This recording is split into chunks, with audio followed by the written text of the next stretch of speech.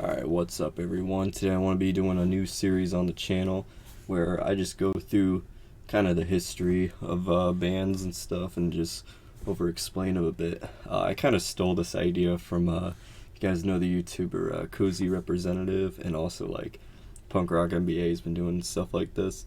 But yeah, today I'm going to be doing a band that I kind of feel like no one really talks about in kind of the modern music scene that were really popular at one point. So today's episode is going to be on Black Veil Brides. So, alright, let's get into this.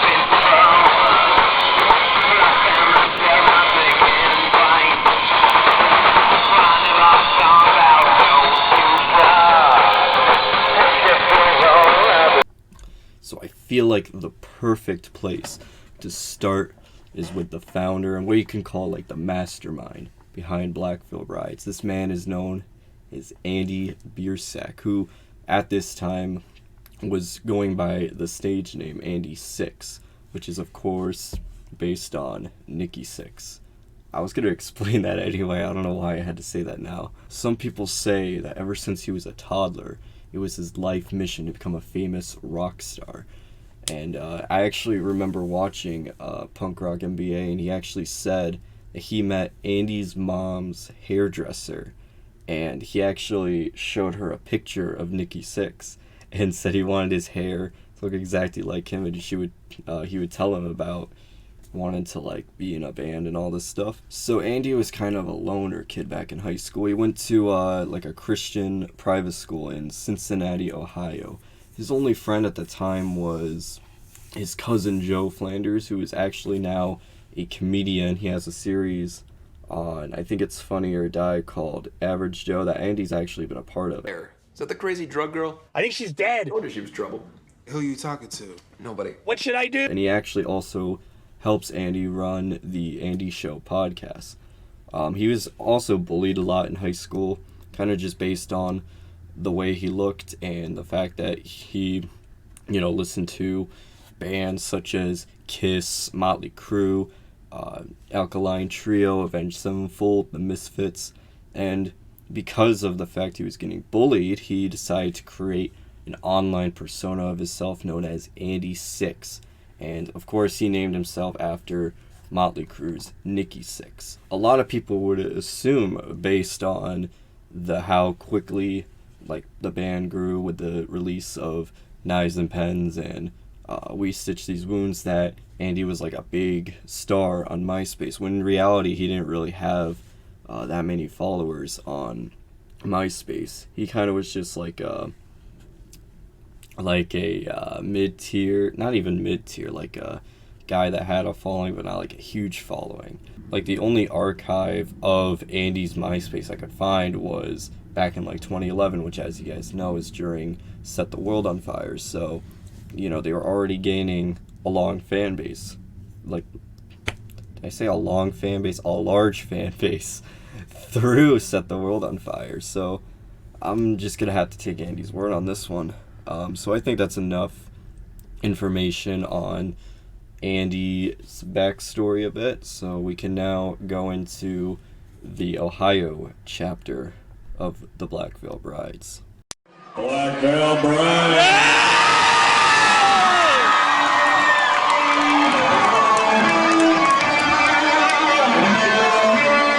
How you doing tonight, people?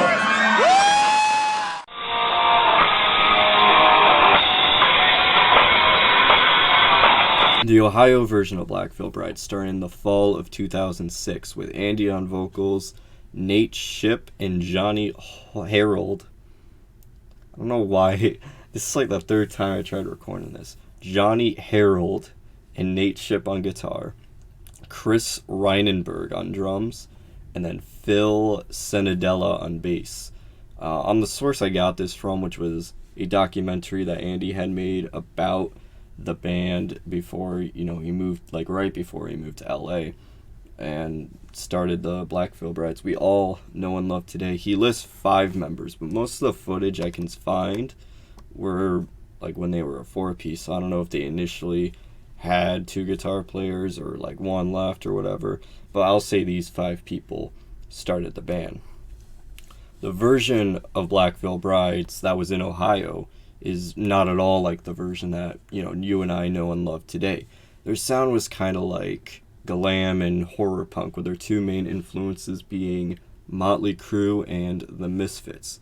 And for the most part was just a cover band of, overall just bands that they love, and a couple original songs.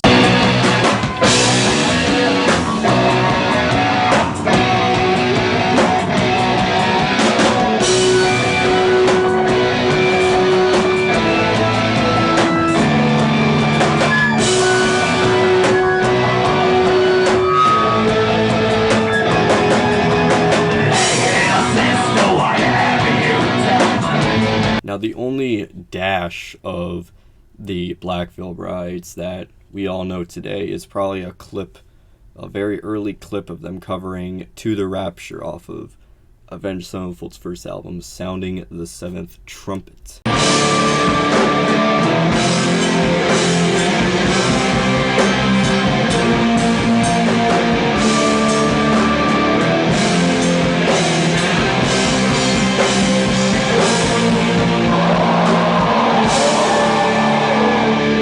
But this original lineup was very short-lived. By April of 2007, Phil and Chris were replaced by Bobby Thomas on bass and Mike Stamper on the drums. And then they got another guitar player named Mark Singleton. They also had a keyboard player in some videos from this era that I had found, who I'm assuming is someone named Kevin Harris, who is actually the only Black Veil Brides member to be credited as the keyboard player. And with this lineup, they actually decided to take the band more seriously and actually did. Supposedly went on a small tour, which I could not find any information on.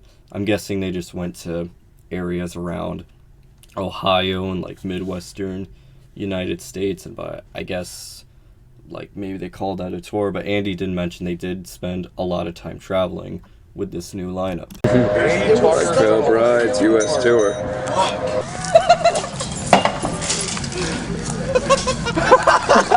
Completely missed. I feel that getting on the CB would be a good idea. We have a traffic jam out the ass right now.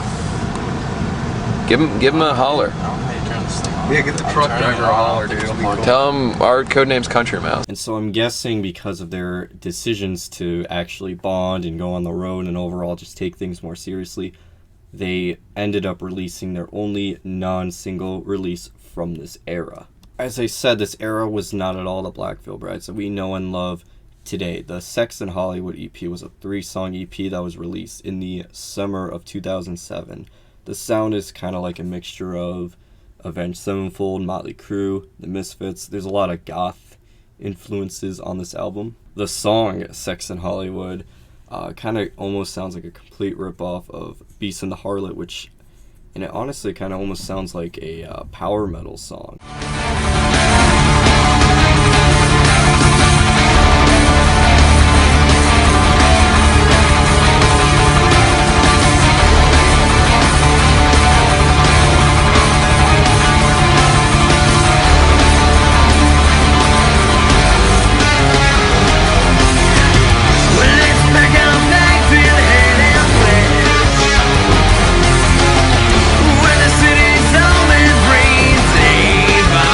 This EP actually has a lot of weird little sounds like in the recording, and that's because this was around the time when Andy had first discovered Pro Tools, and he was just like asking the mixer of the album like a bunch of really dumbass questions about like what they can put into the record. So that's why you hear like a random like helicopter or whatever like in the in the song, so that's something worthy of noting. So overall, it just pretty much sounds like what you'd expect from a teenage band with not really that much money. These songs kind of sound like they should have just, stayed at like the demo phase. Doesn't really belong on kind of a release, and I've actually read comments from some people saying that Andy should have brought these songs with him when he moved to California. But the thing is that none of these songs were actually written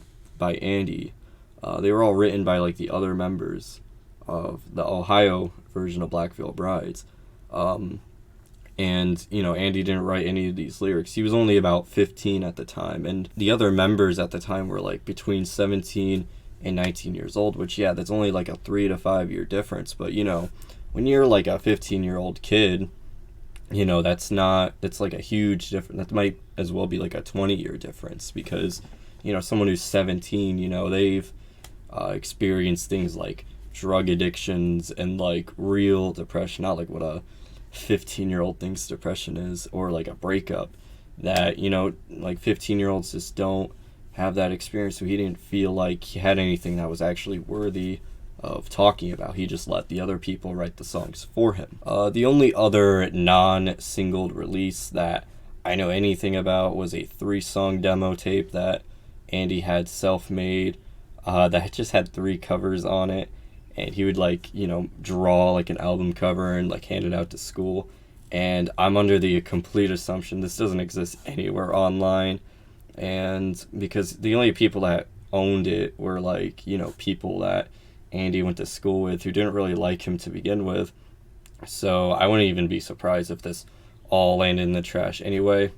And it's honestly probably for the better that these songs didn't really see past those, because as according to Andy, these were like very bad like punk cover songs by a bunch of like 13-year-old kids. So it's not really something that is really worthy of like wanting to hear. So yeah, other than a couple things, I will get into the next episode of the series that pretty much wraps up the Ohio era of Black Veil Brides. There are some things that I am leaving out, but that's because I feel like it's more important to go over on the next episode, which will be about Andy moving to California and the We Stitch These Wounds cycle. So yeah, I hope you enjoy, and I am doing 3 other episodes of this series. I already got like the 2nd episode all scripted out, and I'm starting the 3rd episode already. So yeah, if you enjoy this, just, do whatever, like, subscribe, whatever. Alright, sleep tight.